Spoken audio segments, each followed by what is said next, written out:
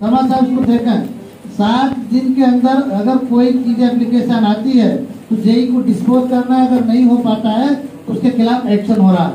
लेकिन इसमें व्यवहारिक कमी क्या है? जो कनेक्शन 4 किलोवाट करने का जेई को अधिकार है वो पहले दिन में आके 7वें दिन पहुंचती है।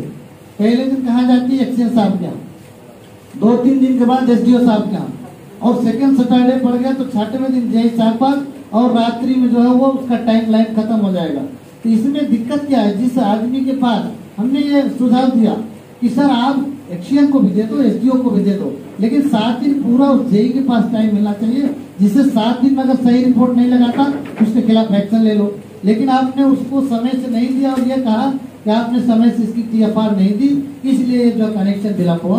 तो इस प्रकार की छोटी छोटी चीजों को दूर किए बिना सिर्फ उसमें देखा मैंने ERP में तो इंडेंट करने को, जो मटेरियल स्टोर में लेने की व्यवस्था पहले थी कि जेई के पास तुरंत मटेरियल लिख करके दे देता था, SCN SDO पास करके कर देता। आज के डेट में एक इंडेंट क्रिएट करने में 4-4 घंटे लग जा रहे हैं, और उसमें भी कई बार व्यवहारिक दिक्कत आ रही है, तो मटेरियल उपलब्ध होने के बावजूद भी नहीं मिल पा रहा। तो मेरा ऐसे जो अध्यक्ष जी ने कहा कि 3 करोड़ 250 से 300 करोड़ का ERP पे खर्चा हुआ, और इसका बिना प्रॉपर ट्रेनिंग कराए, प्रॉपर उसमें जो हम लोगों ने सुझाव दिया, व्यवहारिक दिक्कतों को सुधार किए, उसका क्रियान्वयन किया जाना, और उसके आधार पर लोगों को परफॉर्मेंस का आकलन करके जो उत्पीड़न की तमाम कार्रवाइयां हो रही, ये भी हमारे एजेंडे का पार्ट है।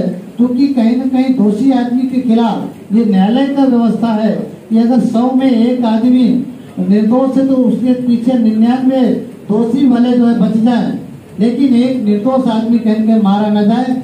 यहाँ तो स्थिति उल्टा है, 100% बिना प्रॉपर। माननीय अध्यक्ष उत्तर प्रदेश 100% निश्चय ही ईमानदार अधिकारी है, काफी सख्त है, लेकिन जो धरातल की व्यवहारिक कठिनाइयां हैं उसको बिना समग्रता में समझे, अपने अधीनस्थों के जो बीच के मैनेजमेंट है उनके द्वारा गुमराह किए गए सूचनाओं के आधार पर तमाम जो कार्रवाइयां हो रही है, ये भी दुर्भाग्यपूर्ण है। हम लोग अपील करते हैं कि हमारी जो डिमांड बिजली चोरी को लेकर के आपकी बड़ी सबकी क्यूरियोसिटी रहती, बिजली थाने हम सब ने मिलकर अपील की थी सर, प्रदेश में 70 बिजली थाने खोले गए, 100 लगभग 1.5 करोड़ से ज्यादा प्रतिमाह उस पर खर्चा आ रहा। बिजली थाने जो आज बने उसका हिंदी में नाम है विद्युत चोरी निरोधक थाना, लेकिन ये बिजली चोरी निरोधक थाना electricity power anti power employ थाना बन गए, यानी कर्मचारियों का ही दोहन हो रहा है। उसमें कई हमने सुझाव दिया था कि थानों की ड्यूटी अलग टाइप होनी चाहिए सर, 24 आवर सप्लाई आपकी है। हमारे लोग FIR 5 बजे के बाद 8 बजे के बाद ही आते हैं, आपके थाने 5 बजे बंद हो जा रहा है। उसमें क्लास है 24 घंटे के अंदर अगर FIR दर्ज नहीं होगी तो इलेक्ट्रिसिटी अमेंडमेंट इलेक्ट्रिसिटी एक्ट के तहत वो आपके खिलाफ एक तरह से विधि प्रक्रिया की तरह गलत होती है। हमने सुझाव दिया लेकिन उसमें कोई सुधार नहीं हुआ। हमने कहा जो बिजली चोरी की सामग्री वापस आती क्षेत्रों से वो थाने में जमा होना चाहिए, मालखाना में को देती हैं, और आज सबसे ज्यादा दोषपूर्ण व्यवस्था की शिकार है। आज कोयले का, केवल कोयले का 1500 करोड़ रुपए से ज्यादा बकाया है, और उत्पादन निगम की परियोजनाओं को कोयला गुणवत्तापूर्ण नहीं मिल पा रहा है, जिसके कारण वहां पर उत्पादन प्रभावित हो रहा है। इससे देश को, प्रदेश को राजस्व की हानि हो रही है, नंबर 1। नंबर दूसरा, जो सबसे सस्ती बिजली दे रहा है उसको सबसे बाद में भुगतान मिल रहा है, और मालूम चला कि वहां की मशीनों का अनुरक्षण समय से नहीं हो पा रहा है। ये एक बहुत महत्वपूर्ण विषय है, इसको हम लोग बार बार कह चुके हैं कि इसको कराया जाए। दूसरी बात मैं कह रहा हूं, केवल तथ्य रख रहा हूं, मैं कोई और बात नहीं रख रहा। माननीय मंत्री जी ने एक बात कही थी 1.5-2 महीने पहले कि हम 33/11 kV सब स्टेशन का टेक्निकल ऑडिट कराएंगे।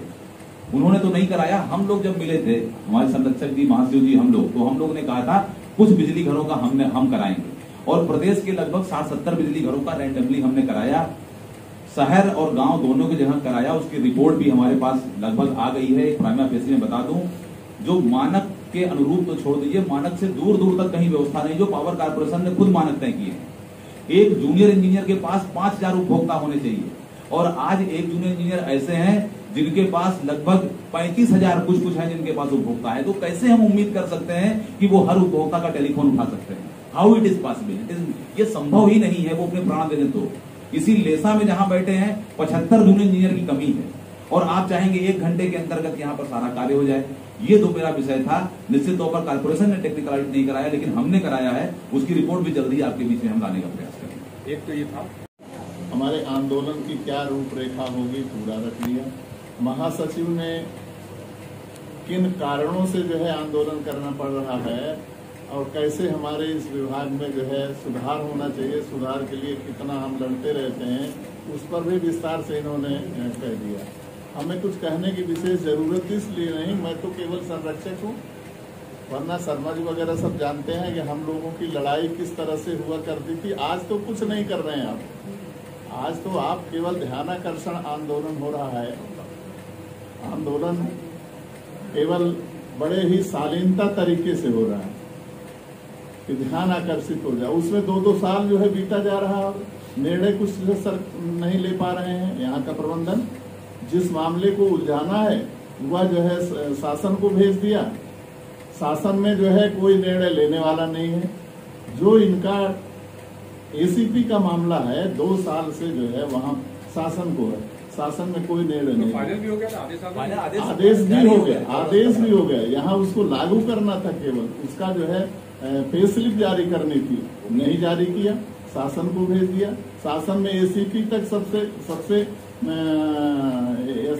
मिल आए लोग, लेकिन उसमें बस यही कि बस हफ्ते भर में, 15 दिन में, 1 महीने में हम करा देंगे। आज तक नहीं। हमसे उम्मीद तो ये करते हैं कि 24 घंटे के अंदर ट्रांसफार्मर बदल जाना चाहिए, 24 घंटे बिजली रहनी चाहिए, लेकिन हमारा जहाँ काम होना है वो काम जो है इसमें जो है यहाँ शासन में बैठे हुए लोगों को न तो फुर्सत है और न यहाँ बैठे हुए जितने भी आईएएस अधिकारी या बड़े अधिकारी हैं उनको कोई समय नहीं है। और बड़े ही शालीनता तरीके से आंदोलन हो रहा है, इसलिए इनके कान पर कोई जूं नहीं हो रहा।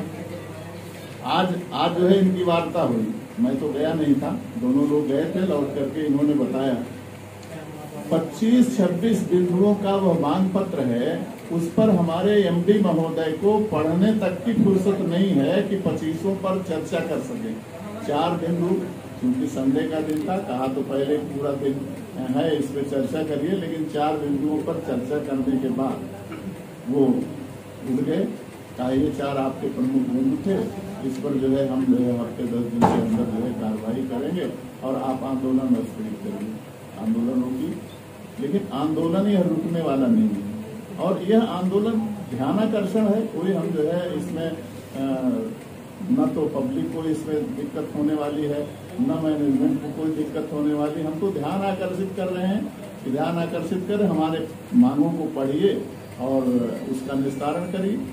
और कोविड-19 जैसे भयानक काल में 250 उत्तर प्रदेश के बिजली कार्मिकों में जहां निधन हुआ, वहां जूनियर इंजीनियर संभव से 42 जो है हमारे कार्यकर्ताओं का असामयिक निधन हुआ। ऐसी हालात में भी हम बेहतर विद्युत आपूर्ति, निर्बाध विद्युत आपूर्ति बनाए रखने के लिए हर संभव प्रयास किए।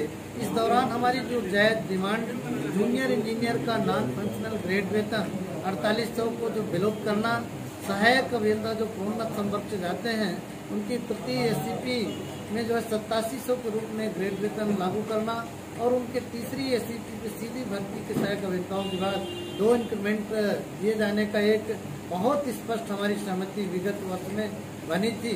और उसके साथ ही 14 सितंबर 2020 को एक स्पष्ट आदेश भी हुआ, लेकिन आदेश जारी होने के बाद भी अपने ही आदेशों का उत्तर प्रदेश का शिखर ऊर्जा प्रबंधन कतिपय जानबूझकर किन्हीं कारणों से लागू न करके उसे शासन में गोलमोल करके पुनः जो उलझाएगा जाने का प्रयास किया। इसके साथ ही जो जनता के बेहतरी के लिए हर संभव प्रयास शासन देश भी है कि उत्तर प्रदेश को उत्तर प्रदेश निर्बाध विद्युत आपूर्ति देना है।